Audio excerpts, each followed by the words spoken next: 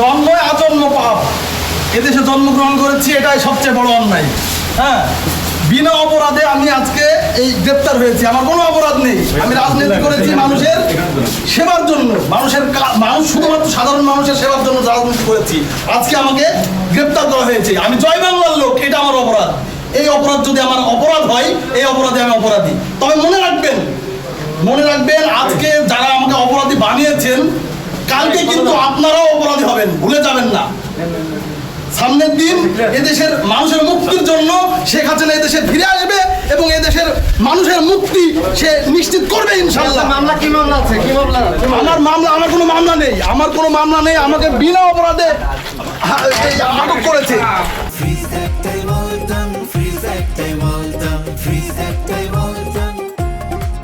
তবে আমি জনাব তারেক রহমান প্রধানমন্ত্রীর কাছে একটা বার্তা দিতে চাই। আজকে আপনি যে আমার দলের রাজনৈতিক অধিকারও একদিন নিষিদ্ধ হবে।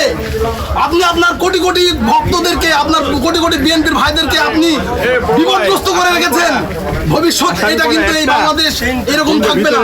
আমাদের পরিবর্তন আসবে ইনশাল্লাহ। জয় বাংলা, জয় বঙ্গবন্ধু। আমি বঙ্গবন্ধুর সৈনিক। জেল কতদিন খাটাবেন আপনারা, সমস্যা নেই, জেল খাটতে রাজি আছি। কিন্তু এটা অপশাসন। এই দেশটা সম্পূর্ণ বসবাসের অযোগ্য হয়ে পড়েছে। আপনারা এই দেশটাকে বসবাসের যোগ্য করে গড়ে তুলুন। মানবিক রাষ্ট্র গঠনে সকলে এগিয়ে আসুন। এদেশে প্রত্যেকের রাজনীতি করার অধিকার আছে। এ দেশটা কারোর একার নয়। মুক্তিযুদ্ধের চেতনা নিয়ে রাজনীতি করি। মুক্তিযুদ্ধে ৭১-এর আওয়ামী লীগ সরকার নেতৃত্ব দিয়ে এদেশকে স্বাধীন করেছে। সেই দেশের একজন নাগরিক আমি। বাংলাদেশে শেখ হাসিনার প্রত্যাবর্তন ঘটবে এবং এদেশের মুক্তি হবে ইনশাল্লাহ।